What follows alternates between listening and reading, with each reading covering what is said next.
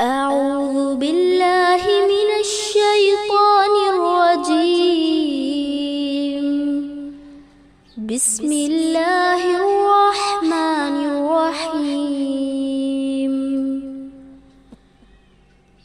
ثم أورثنا الكتاب الذين اصطفينا من عبادنا فمنهم ظالم لنفسه ومنهم مقتصد ومنهم سابق بالخيرات بإذن الله ذلك هو الفضل الكبير.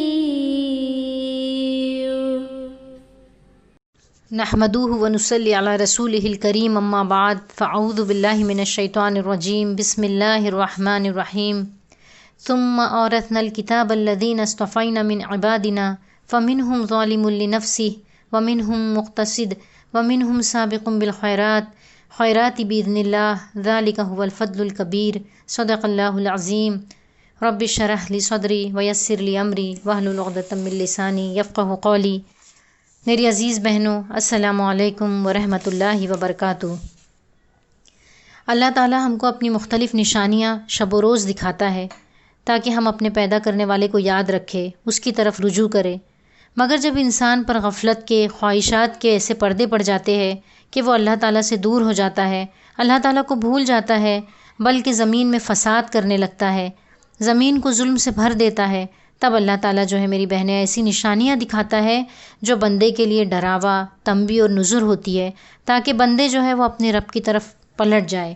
اللہ تعالیٰ فرماتے ہیں کہ سورہ سجدہ میں کہ وَلَنُذِيقَنَّهُم مِّنَ الْعَذَابِ الْأَدْنَىٰ دُونَ الْعَذَابِ الْأَكْبَرِ لَعَلَّهُمْ يَرْجِعُونَ. اس بڑے عذاب سے پہلے ہم اس دنیا میں کسی نہ کسی چھوٹے عذاب کا مزہ انہیں چکھاتے رہیں گے، شاید کہ وہ اپنی باغیانہ روش سے باز آ جائے. اللہ تعالیٰ فرماتے ہیں سورہ انعام میں کہ وَلَقَدْ أَرْسَلْنَا إِلَىٰ أُمَمٍ مِّن قَبْلِكَ فَأَخَذْنَاهُمْ بِالْبَأْسَاءِ وَالضَّرَّاءِ لَعَلَّهُمْ يَتَضَرَّعُونَ. تم سے پہلے بہت سی قوموں کی طرف ہم نے رسول بھیجے اور ان قوموں کو مصائب اور آلام میں مبتلا کیا تاکہ وہ عاجزی کے ساتھ ہمارے سامنے جھک جائیں.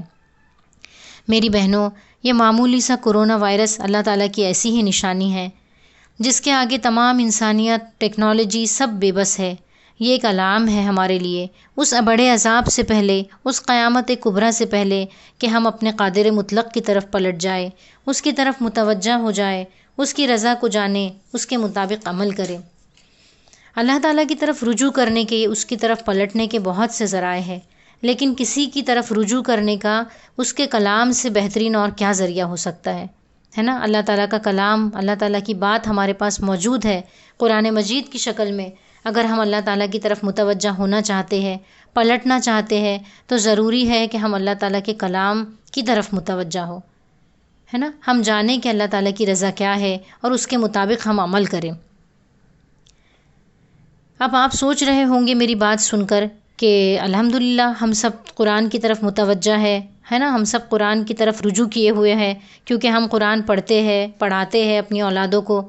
لیکن یہ حدیث جو ہے یہ ذرا غور سے سنیے.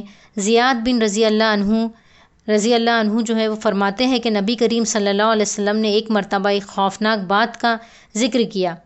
آپ نے فرمایا کہ یہ اس وقت ہوگا جب کہ دین کا علم جو ہے وہ اٹھ جائے گا. زیاد بن لبید کہتے ہیں کہ میں نے کہا یا رسول اللہ، دین کا علم جو ہے وہ کیسے مٹے گا جب کہ ہم قرآن پڑھ رہے ہوں گے، اپنی اولاد کو پڑھا رہے ہوں گے، وہ اپنی اولاد کو پڑھا رہے ہوں گے. آپ صلی اللہ علیہ وسلم نے فرمایا کہ زیاد، تم کو کھوئے تمہاری ماں، میں تم کو مدینے کا سب سے سمجھدار انسان سمجھتا تھا. کیا یہ یہود و نصارہ قرآن نہیں پڑھتے؟ کیا یہ یہود و نصارہ اپنی کتاب نہیں پڑھتے؟ مگر یہ اس میں کی کسی چیز پر عمل نہیں کرتے. آج ہم مسلمانوں کا بھی حال یہی ہے. ہم قرآن پڑھتے تو ہیں لیکن نہ اس کو سمجھتے ہیں، نہ اس پہ عمل کرتے ہیں. قرآن جو ہے میری بہنیں یہ ہدی للناس ہے، یہ گائیڈنس ہے، یہ وے آف لائف ہے، یہ سسٹم آف لائف ہے، اور ہم نے اس کو صرف برکت و ثواب کی کتاب بنا لیا. اگر ہم واقعی اللہ تعالیٰ کی طرف ان حالات میں رجوع کرنا چاہتے ہیں تو ضروری ہے کہ ہم اللہ تعالیٰ کی کتاب، کلام جو ہے اس کے حقوق ادا کریں. آئیے جو آیت میں نے آپ کے سامنے تلاوت کی تھی سورہ فاطر کی، اس کی روشنی میں ہم دیکھتے ہیں کہ قرآن مجید کے ہم پر کیا حقوق ہیں۔ اللہ تعالیٰ اس آیت میں ہم کو کیا فرماتے ہیں کہ پھر ہم نے ان لوگوں کو کتاب کا وارث بنایا جنہیں ہم نے اپنے بندوں میں سے چن لیا۔ اللہ کہتے ہیں کہ ہمارے ساری دنیا کی مخلوق اللہ تعالیٰ کے بندے ہیں۔ اللہ کہتے ہیں کہ ہم نے اس کی وراثت کے لیے، اس قرآن مجید کی وراثت کے لیے کچھ بندوں کو چن لیا۔ کس کو؟ امت مسلمہ کو۔ اب ان میں اللہ تعالیٰ فرماتے ہیں کہ کچھ لوگ جو ہیں وہ ظلم کرنے والے ہیں، ان قرآن کے وارثوں میں کچھ میانہ رو ہے، درمیانہ ہے، اور کوئی جو ہے اللہ کے اذن سے نیکیوں میں آگے بڑھ جانے والے ہیں۔ یہی بہت بڑا فضل ہے نا۔ اب یہ 3 قسم کے لوگ میں آپ دیکھیے کہ ہمارا شمار جو ہے وہ کن لوگوں میں ہوتا ہے، ہم کہاں کھڑے ہیں۔ اب پہلے جو ہے اللہ تعالیٰ کہہ رہے ہیں ان وارثوں میں سے کہ وہ ظلم کرنے والے ہیں، ہے نا۔ قرآن مجید پہ ظلم کیا ہے؟ ظلم کیا ہوتا ہے میری بہنیں؟ کہ کسی چیز کو جو ہے اس کا حق جو ہے نہ دیا جائے، یا اس کا حق اس سے چھین کر کسی اور کو دیا جائے۔ تو آئیے ہم جانتے ہیں کہ قرآن مجید کے کیا حقوق ہے۔ قرآن مجید کے 5 حقوق ہیں میری بہنیں۔ سب سے پہلا حق ہے اس پہ ایمان لانا۔ الحمدللہ ہم تمام مسلمان ایمان لاتے ہیں کہ یہ اللہ تعالیٰ کی کتاب ہے، اللہ تعالیٰ کا کلام ہے۔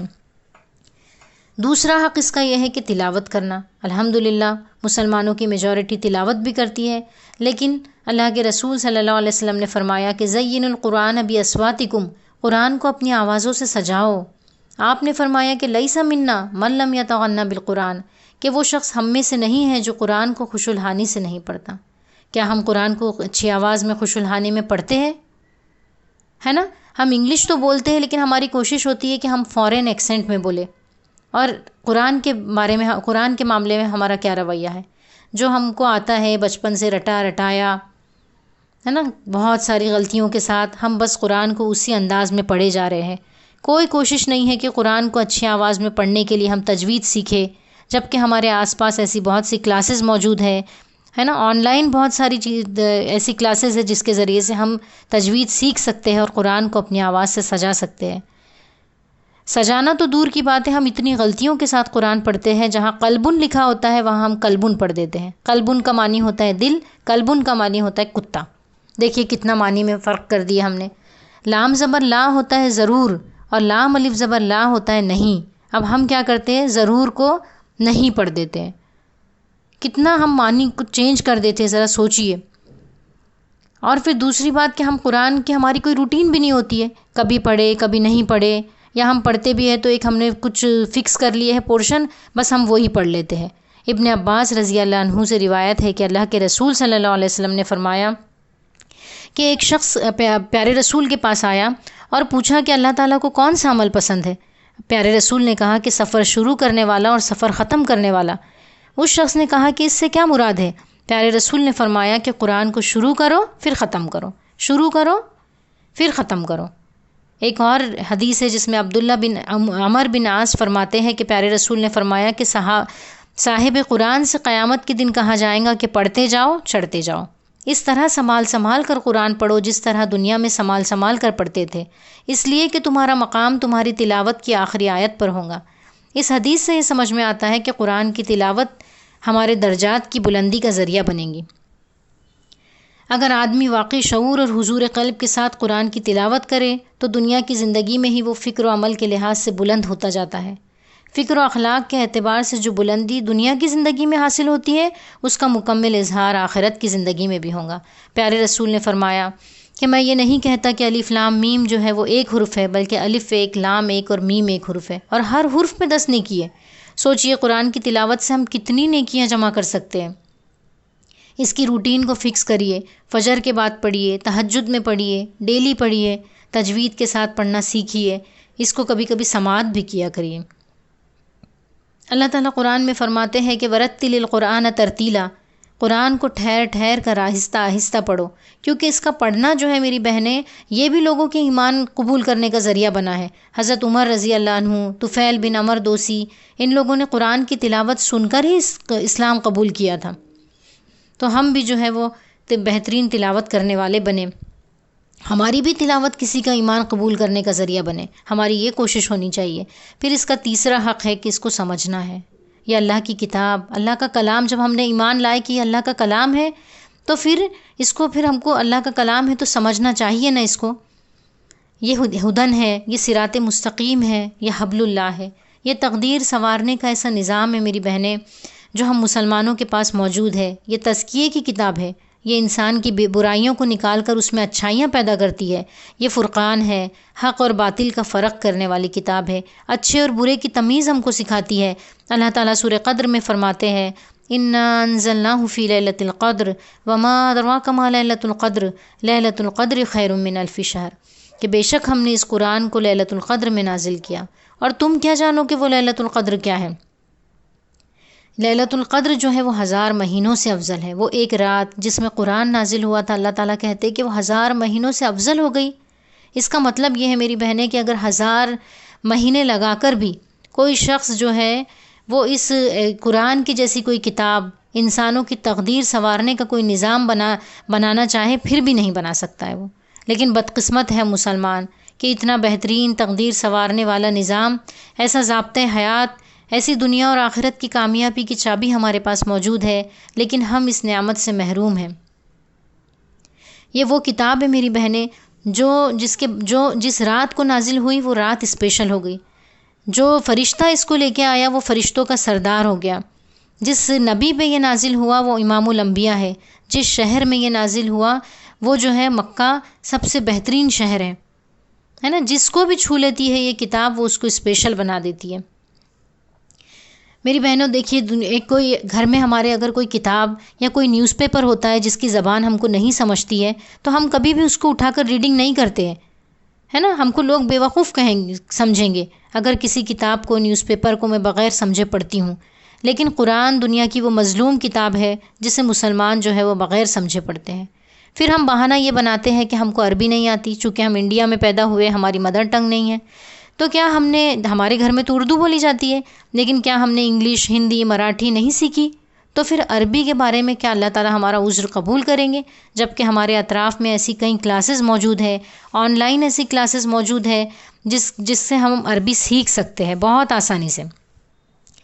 اللہ تعالیٰ قرآن میں بار بار فرماتے ہیں کہ افلا یتدبرون، افلا یتذکرون، افلا تفکرون، ہے نا، افلا تعقلون. کیا تم غور و فکر نہیں کرتے؟ کیا تم اس قرآن سے نصیحت حاصل نہیں کرتے؟ کیا تم عقل سے کام نہیں لیتے؟ یہ آیتیں بار بار ہم سے کہتی ہے کہ قرآن کو سمجھنا ہے. اللہ تعالیٰ کہتے ہیں کہ کیا یہ لوگ قرآن پہ تدبر نہیں کرتے؟ کیا ان کے دلوں پہ تالے پڑ گئے ہیں؟ مطلب جو لوگ قرآن پہ غور و فکر نہیں کرتے، اس کو سمجھتے نہیں، اللہ تعالیٰ کہہ رہے ہیں کہ اصل میں ان کے دلوں پہ تالے پڑ گئے ہیں. اور ایک اور جواز ہمارے یہاں پہ یہ ہوتا ہے کہ بھئی قرآن سمجھ کے نہیں پڑھنا چاہیے، بڑی مشکل کتاب ہے، عام لوگوں کے سمجھنے کی چیز نہیں ہے، گمراہ ہو جائیں گے اگر ہم سمجھ کے پڑھیں گے. تو اللہ تعالیٰ جو ہے وہ سورہ قمر میں 4 مرتبہ فرماتے ہیں کہ وَلَقَدْ يَسَّرْنَا الْقُرْآنَ لِلذِّكْرِ فَهَلْ مِن مُدَّكِّرٍ، کہ ہم نے اس قرآن کو نصیحت کے لیے آسان کر دیا ہے، کون ہے جو اس سے نصیحت حاصل کرے، ہے نا. اللہ تعالیٰ کہتے ہیں کہ یہ بالکل آسان کتاب ہے لوگوں کی نصیحت کے لیے. اگر ہم جو لوگ یہ کہتے ہیں کہ اس کو پڑھنے سے گمراہ ہو جائیں گے یا یہ کتاب مشکل ہے، تو اصل میں وہ اللہ کے ہادی ہونے پر سوال اٹھا رہے ہیں. میری بہنوں، ایک مثال لیجئے کہ اگر ایک بچہ جو ہے وہ اپنی ماں سے چاکلیٹ مانگتا ہے تو کیا وہ ماں جو ہے اپنے بچے کے ہاتھ میں ہتھیلی میں آگ رکھ دیں گی؟ نہیں نا، کبھی نہیں کریں گی ایسا کوئی ماں.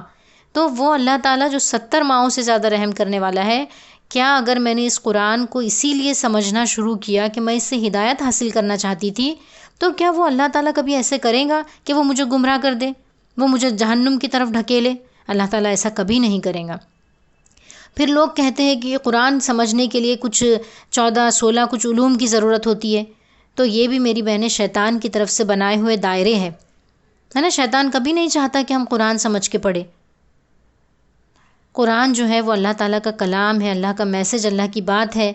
تو کیا میں نہیں جانوں کہ میرا رب جو ہے وہ مجھ سے کیا چاہتا ہے، میری زندگی کا مقصد کیا ہے؟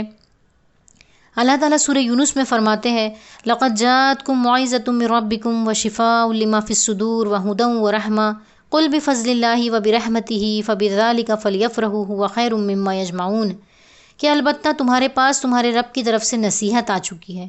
یہ واعظ ہے نا. نصیحت، واعظ ایسی نصیحت کو کہتے ہیں جو انسان کے دلوں کو نرم کر دے. قرآن ایسی نصیحت ہے میری بہنوں جو انسان کے دل میں نرمی پیدا کرتی ہے. اور اللہ کے رسول نے فرمایا کہ یہ جو تمہارے جسم میں گوشت کا لوتھڑا ہے، اگر وہ درست ہے تو جسم کے تمام اعضاء درست ہے، اور اگر اس میں بگاڑ آ گیا تو جسم کے تمام اعضاء میں بگاڑ آ جائے گا۔ اور اللہ کے رسول نے فرمایا کہ وہ گوشت کا لوتھڑا دل ہے نا، اگر دل نرم ہو گیا قرآن کے ذریعے سے تو انشاءاللہ ہمارے جسم کے تمام اعضاء اللہ کی فرما برداری کے کام کریں گے۔ پھر فرمایا اللہ تعالیٰ نے کہ وہ شفاء لما فی الصدور ہے، یہ دلوں کی مرض کی شفا ہے۔ اس میں کیا ہے ہمارے دلوں کے مرض؟ مال کی محبت، اولاد کی محبت، جلن، حسد، نفرت، کینہ، بغض، یہ تمام مرض کا اگر ہم علاج کرائیں، جس سے ہم خود پریشان رہتے ہیں، اگر ان مرض کا ہم علاج کرانا چاہتے ہیں تو ہم قرآن سے جڑ جائیں۔ قرآن ہمارے دلوں کی شفا ہے، یہ ہدایت ہے، یہ رحمت ہے۔ ہم دن میں کئی مرتبہ اللہ تعالیٰ سے دعا کرتے ہیں کہ اللہ تعالیٰ ہم پر اپنی رحمت نازل کر، اللہ تعالیٰ ہم پہ اپنی رحمت نازل کر۔ اللہ تعالیٰ کہتے ہیں کہ اگر تم میری رحمت کو پانا چاہتے ہو تو میری قرآن سے جڑ جاؤ، ہے نا، تو تم کو میری رحمت مل جائیں گی۔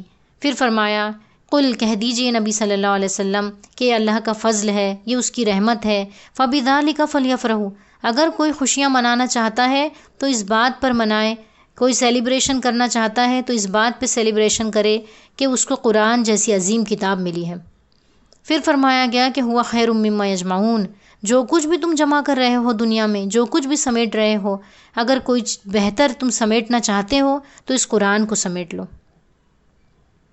یہ قرآن جو ہے میری بہنیں، یہ دنیا میں بھی جو ہے ہماری بلندی اور ہماری کامیابی کا ذریعہ بنے گا، اور انشاءاللہ قبر میں بھی یہی نور کا کام کرے گا، اور ہمارے قیامت کے دن بھی جو ہے یہی ہمارے لیے حجت و دلیل کا کام کرے گا، ہے نا، یہی ہمارے حق میں جو ہے گواہی دیں گا۔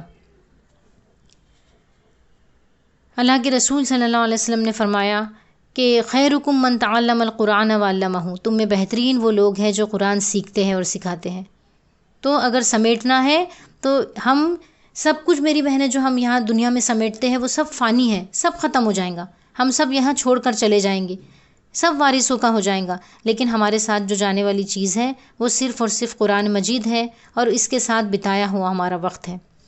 میری بہنیں، ہمارا جسم جو ہے وہ مٹی سے بنا ہے، اور اس کی غذا بھی جو ہے وہ مٹی سے آتی ہے، اور ہماری روح جو ہے وہ آسمان سے آئی ہے، تو ظاہر سی بات ہے کہ اس کی غذا بھی جو ہے وہ آسمانی کتاب قرآن مجید ہی ہے۔ اللہ تعالیٰ فرماتے ہیں قرآن مجید میں، الا بذکر اللہ تطمئن القلوب، خبردار، دلوں کو اطمینان جو ہے وہ اللہ کے ذکر ہی سے ملتا ہے۔ سورہ صاد میں اللہ تعالیٰ فرماتے ہیں کہ کتاب انزلناہ الیک مبارک لیدبروا آیاتہ ولیتذکروا یا اولو الالباب، کہ یہ کتاب ہم نے آپ کی طرف نازل کی ہے، مبارک کتاب، تاکہ جو ہے لوگ اس کی آیتوں پہ تدبر کریں، اور اس عقل والے جو ہے وہی اس سے نصیحت حاصل کرتے ہیں۔ اب میری بہنیں، قرآن ہم کو سمجھنا ہے، اس تمام آیتیں کہتی ہے کہ قرآن سمجھنا ہے، لیکن سمجھ کے اللہ تعالیٰ کیا چاہتے ہیں؟ اللہ تعالیٰ چاہتے ہیں کہ قرآن سمجھ کے اپنا پسندیدہ انسان بنانا چاہتے ہیں ہم کو، مطلوبہ انسان۔ اور قرآن کا مطلوبہ انسان کیسا؟ اللہ تعالیٰ فرماتے ہیں کہ صبغۃ اللہ ومن احسن من اللہ صبغہ ونحن لہ عابدون، اللہ کا رنگ، اور اللہ کے رنگ سے اچھا کس کا رنگ ہو سکتا ہے نا؟ اللہ تعالیٰ چاہتے ہیں کہ قرآن پڑھنے کے بعد وہ اللہ کا رنگ جو ہے وہ ہم پر بھی چڑھ جائے۔ اللہ تعالیٰ بار بار جب ہم قرآن پڑھتے ہیں تو اللہ تعالیٰ کی صفات آتی ہے، اللہ تعالیٰ چاہتے ہیں کہ وہ صفات جو ہے اس کا عکس جو ہے وہ بندے کے اوپر بھی اس کا رنگ چڑھ جائے۔ اللہ تعالیٰ رحم کرنے والا ہے، رحمان و رحیم ہے۔ ہم قرآن پڑھتے ہیں تو اللہ تعالیٰ چاہتا ہے کہ ہم بھی رحم کرنے والے بنیں۔ اللہ تعالیٰ کہتے ہیں کہ ساری مخلوق میرا کنبہ ہے، اور تم میں بہترین وہ لوگ ہیں جو میرے کنبے کے ساتھ اچھے ہیں۔ آج انسانیت جو ہے وہ بھوک سے بلبلا رہی ہے۔ قرآن، جو لوگ جن کا قرآن سے ٹچ رہیں گا، وہ جو ہے وہ صفت اللہ تعالیٰ کی ان کے اندر پیدا ہوں گی، کیونکہ وہ رحم کریں گے اس بھوکی انسانیت پر۔ اللہ تعالیٰ غفور ہے، اللہ تعالیٰ معاف کر دیتے ہیں بندوں کو۔ اللہ تعالیٰ چاہتے ہیں کہ بندے بھی جب قرآن پڑھے تو ان کے اندر یہ صفت پیدا ہو، اور بندے بھی جو ہے وہ معاف کرنے والے بنے، وہ بدلہ نہ لیتے رہے ہر بات کا۔ کیونکہ اگر ہم چاہتے ہیں کہ دنیا میں امن قائم ہو تو ہم کو جو ہے وہ معاف کرنے والے بننا پڑے گا۔ اللہ تعالیٰ علیم ہے، اللہ تعالیٰ جو ہے وہ سب کچھ جاننے والا ہے۔ جب ہم کوئی گناہ کرے تو ہم کو یہ صفت اس کی یاد رہے کہ اللہ تعالیٰ جو ہے وہ جانتا ہے نا۔ ہم نے کوئی نیکی کی، کسی نے قدر نہیں کیا، لیکن یہ صفت علیم اللہ تعالیٰ کی جو ہے وہ ہم کو قرآن پڑھنے کے بعد سکھاتی ہے کہ اللہ تعالیٰ جو ہے وہ قدردان ہے، شکور ہے، وہ میری نیکی کی قدر ضرور کرے گا، وہ سب جانتا ہے۔ ایسی کئی جمالی صفات میری بہنوں، وقت نہیں ہے ابھی، جب ہم یہ جمالی صفات پڑھتے ہیں تو ہمارے اندر جو ہے وہ اللہ تعالیٰ کا توکل پیدا ہوتا ہے۔ اس طریقے سے قرآن میں اللہ تعالیٰ کی جلالی صفات بھی آتی ہے کہ اللہ تعالیٰ شدید العقاب ہے، اللہ کی پکڑ جو ہے وہ بڑی سخت ہے۔ جب ہم ایسی صفات اللہ تعالیٰ کے قرآن میں پڑھتے ہیں تو ہمارے اندر اللہ تعالیٰ کا تقوی اور خوف پیدا ہوتا ہے۔ اسی طریقے سے اللہ کی صفات کے علاوہ جو ہے قرآن میں بار بار نبیوں کے قصے آتے ہیں۔ ان نبیوں کے قصے سے اللہ تعالیٰ چاہتے ہیں کہ ان نبیوں کا اسوہ ہم اپنائیں۔ اللہ تعالیٰ سورہ 3 میں فرماتے ہیں کہ والتین والزیتون وطور سینین وہذا البلد الامین لقد خلقنا الانسان فی احسن تقویم۔ اللہ تعالیٰ 3 کی قسم کھاتے ہیں، نوح علیہ السلام، زیتون عیسیٰ علیہ السلام کو انڈیکیٹ کرتا ہے، طور سینہ موسیٰ علیہ السلام کو، بلد الامین جو ہے آپ صلی اللہ علیہ وسلم اور ابراہیم علیہ السلام۔ ان تمام انسانوں کی، نبیوں کی قسم کھا کر اللہ تعالیٰ کہتے ہیں کہ ہم نے ان کو بہترین ساخت پہ پیدا کیا۔ بہترین انسان، رول ماڈل، اگر آئیڈیل ہم کسی کو بنانا چاہتے تو اللہ تعالیٰ کہتے ہیں ان کو بنائیں۔ جب ہم بار بار آدم علیہ السلام کا قصہ پڑھتے ہیں تو اللہ تعالیٰ چاہتے ہیں کہ ہمارے اندر ان کی وہ صفت پیدا ہو کہ جب ان سے غلطی ہوئی تو انہوں نے فوراً توبہ کی۔ نوح علیہ السلام کی جب ہم قصہ پڑھتے ہیں تو نوح علیہ السلام کی صفت کے 950 سال وہ دعوت دیتے رہے، استقامت۔ تو ہمارے اندر یہ صفت پیدا ہو کہ ہم جو ہے اپنے مشن پہ جمے رہیں۔ ابراہیم علیہ السلام کا جب ہم پڑھتے ہیں تو ابراہیم علیہ السلام کے بارے میں آتا ہے فَأَتَمَّهُنَّ، ہر آزمائش پہ پورے اترے۔ تو ہم جب قرآن سمجھ کے پڑھے تو ہم بھی جو ہے، یہ دنیا کی زندگی آزمائش ہے اور ہم بھی جو ہے وہ آزمائشوں پہ پورے اترنے والے بنے۔ ابراہیم علیہ السلام حلیم تھے، گریہ وزاری کرنے والے تھے، اواب تھے، نرم۔ ویسے اسماعیل علیہ السلام جو ہے وہ تسلیم و رضا، یعقوب علیہ السلام صبر کرنے والے، یوسف علیہ السلام پاک دامنی، موسیٰ علیہ السلام کی شجاعت و صبر، ایوب علیہ السلام کا صبر، یونس علیہ السلام کا وہ جو وطیرہ تھا لا الہ الا انت سبحانک انی کنت من الظالمین۔ یہ تمام نبیوں کی جو صفات تھی، جو سیرت تھی، اللہ تعالیٰ چاہتے ہیں کہ یہ تمام صفات جو ہے وہ ہمارے اندر پیدا ہوں۔ اللہ کے رسول صلی اللہ علیہ وسلم تمام خوبیاں تھیں آپ کے اندر، ہے نا؟ وہ تمام خوبیاں اللہ تعالیٰ چاہتے ہیں کہ قرآن پڑھنے کے بعد میں وہ خوبیاں، وہ صفات ہمارے اندر، اللہ تعالیٰ کی صفات پڑھنے کے بعد اللہ تعالیٰ کی صفات کا عکس، اور نبیوں کی صفات پڑھنے کے بعد نبیوں کی صفات کا عکس جو ہے وہ ہمارے اندر پیدا ہو۔ یہ ہے قرآن پہ عمل، جو اس کا چوتھا حق ہے۔ ہم پڑھتے تو ہیں میری بہنوں قرآن، اور سمجھ کر بھی پڑھتے ہیں، لیکن پھر کیا بات ہے کہ یہ صفات ہمارے اندر پیدا نہیں ہوتی۔ تو قرآن فہمی کے کچھ ذرائع ہیں جس کے ذریعے سے انشاءاللہ اگر ہم نے ان ذرائع کو اپنایا تو انشاءاللہ جو ہے وہ ہمارا عمل کی قوت بھی جو ہے وہ بڑھیں گی۔ حضرت عمر رضی اللہ عنہ کے زمانے میں جب ان کی خلافت کا دور تھا تو ایک شورا انہوں نے قائم کیے تھے جس میں 10 لوگوں کی ضرورت تھی، 9 ہو گئے تھے، کسی ایک کی ضرورت تھی۔ جب انہوں نے کسی ایک کے بارے میں کہا جو ان کو چاہیے تھا، ایک بندہ، تو کسی بندے نے کہا کہ وہ ایک فلانا بندہ ہے جس کو آپ اس شورا کمیٹی میں لے سکتے ہیں۔ تو حضرت عمر نے ان سے پوچھا کہ بھائی تم کو کیسے پتا کہ وہ اس شورا کمیٹی کے لائق ہے؟ تو انہوں نے کہا کہ یہ بندہ مجھے 5 وقت نماز میں دکھتا ہے۔ تو حضرت عمر نے کہا کہ نہیں، یہ کوئی کرائیٹیریا نہیں ہے کہ آپ اس شخص کو متقی کہہ سکو، بلکہ کوئی شخص جو ہے وہ اپنے راز تم پہ اس وقت ہی کھولے گا جب تم نے اس کے ساتھ میں 3 معاملے کیے ہو۔ سب سے پہلا حضرت عمر نے کہا کیا تمہارا وہ پڑوسی ہے؟ اس نے کہا نہیں۔ حضرت عمر نے کہا کیا تم نے اس کے ساتھ کبھی سفر کیا ہے؟ اس نے کہا نہیں۔ آپ نے کہا کہ کیا تم نے کبھی اس کے ساتھ میں معاملہ کیا ہے؟ اس نے کہا نہیں۔ تو حضرت عمر نے کہا کہ پھر جو ہے تم نے اس شخص کو صحیح طریقے سے جانا ہی نہیں، ہے نا؟ تو اس سے سمجھ میں آتا ہے ہم کو کہ اگر ہم کسی شخص کو جاننا چاہتے ہیں یا کسی چیز کو جاننا چاہتے ہیں تو یہ 3 طریقہ کار ہم کو اپنانے پڑیں گے۔ اگر ہم چاہتے ہیں کہ قرآن اپنے راز ہم پر کھولے تو ہم کو قرآن کے ساتھ یہ 3 طریقے اپنانے پڑیں گے کہ ہم کو اس کو اپنا پڑوسی بنانا پڑے گا۔ چلتے پھرتے اٹھتے بیٹھتے ہم کو قرآن کو اٹھانا کے سمجھ کے پڑھنا پڑے گا، ہے نا؟ نماز میں، نماز کے باہر، تہجد میں، ہر وقت جو ہے قرآن کے ساتھ ہم جب وقت بتائیں گے تب قرآن جو ہے وہ اپنے راز ہم پر کھولیں گا۔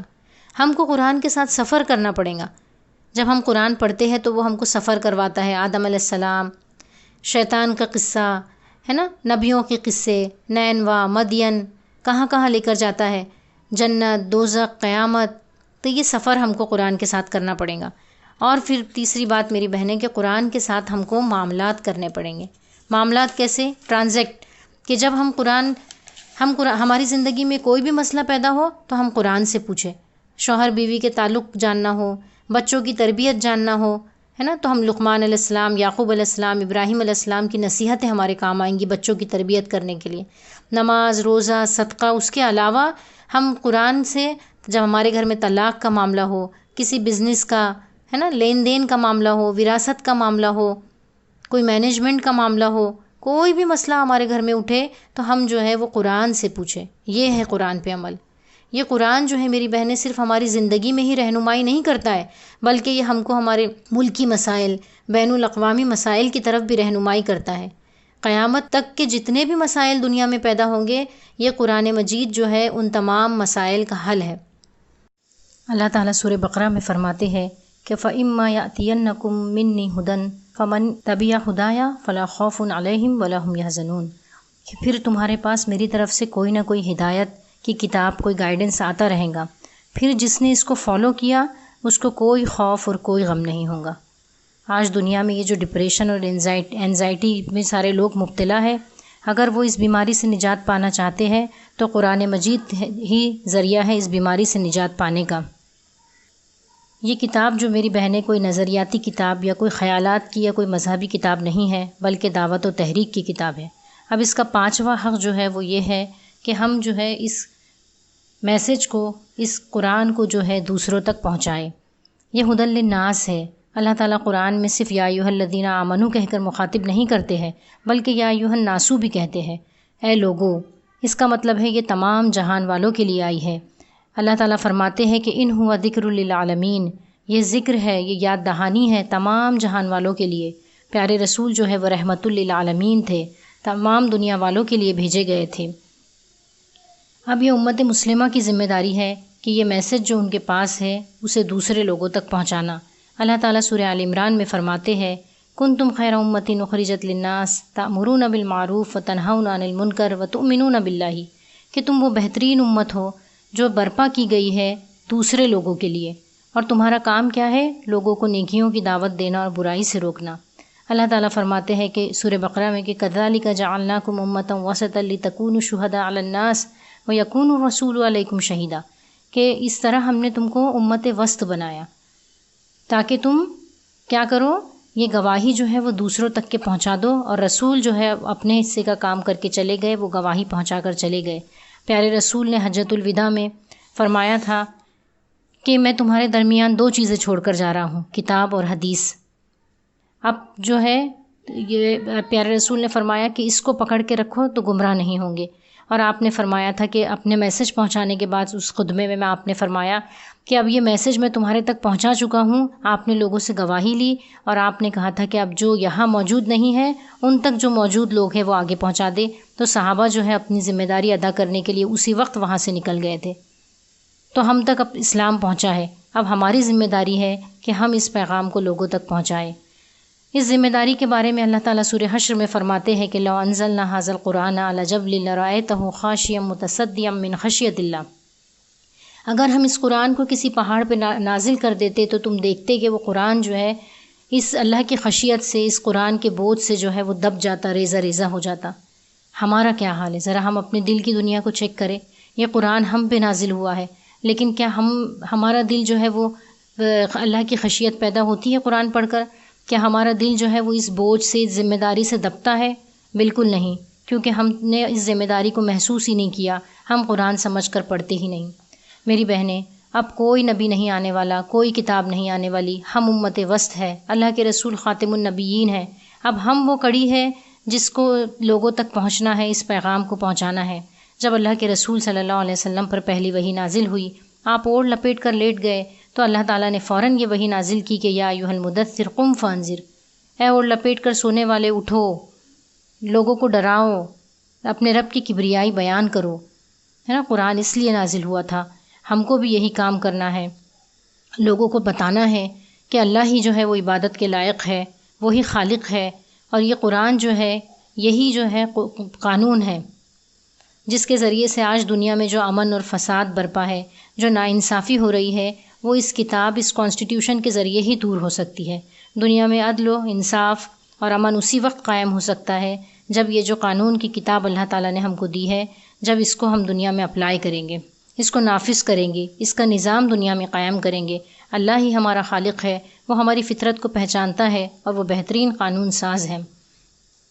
اللہ کے رسول صلی اللہ علیہ وسلم نے فرمایا تھا کہ آخری زمانے میں ایک فتنہ برپا ہوگا، اور اس فتنے سے نکلنے کی راہ آپ نے کہا تھا کہ قرآن مجید ہی ہے۔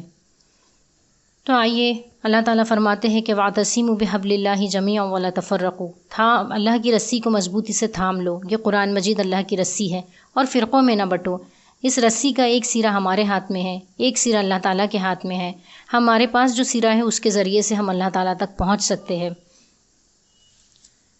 یہ ہے قرآن کے 5 حقوق۔ اب ہم جائزہ لیں سورہ فاطر کی اس آیت میں کہ کیا ہم یہ حقوق ادا کر رہے ہیں۔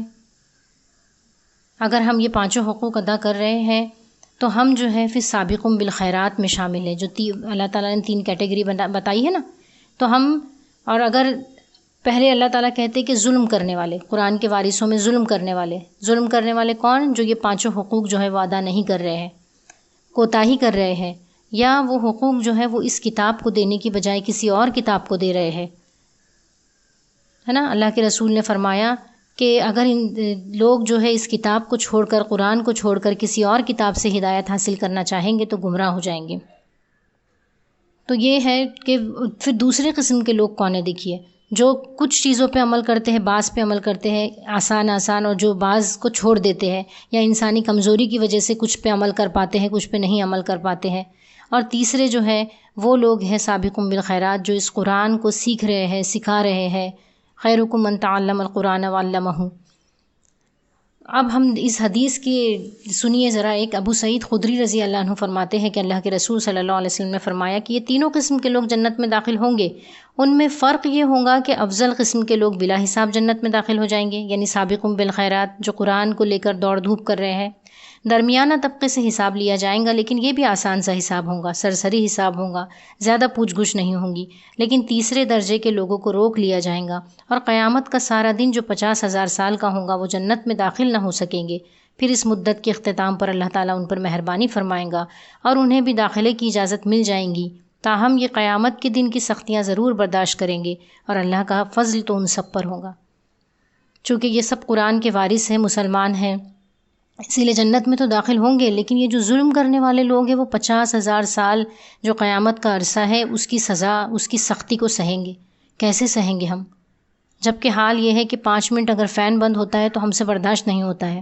اللہم حاسبنی حسابا یسیرا۔ اللہ تعالیٰ جو ہے وہ ہم کو، اب بھی ہمارے پاس میں وقت ہے، ہم جو ہے قرآن مجید کی طرف رجوع کریں، اللہ تعالیٰ کی طرف رجوع کریں، اور قرآن کے جو ہے وہ حقوق، اس پہ ایمان لانا، اس کی تلاوت، اس کو سمجھنا، اس پہ عمل کرنا، اور اس کو پھیلانے والے بن جائے۔ اللہ تعالیٰ سے دعا ہے، اللہم ارزقنی التفکر وتدبر لما یتلوہ لسانی من کلامک والفہم لہ والمعرفۃ بمعانیہ والنظر فی عجائبہ والعمل بذلک ما بقیت انک علی کل شیء قدیر۔ یا اللہ، میری زبان تیرے جس کلام کی تلاوت کرتی ہے تو مجھے اس پر غور و فکر کی دولت عطا فرما، اس کی سمجھ دے، اس کی معنی سے آگاہ کر، اس کے انوکھے خزانوں کو دیکھنے والی نگاہ نصیب فرما، اور آخری دم تک اس پر عمل کرنے کی توفیق دے، بے شک تو ہر چیز پر قادر ہے۔ وآخر دعوانا الحمد للہ رب العالمین۔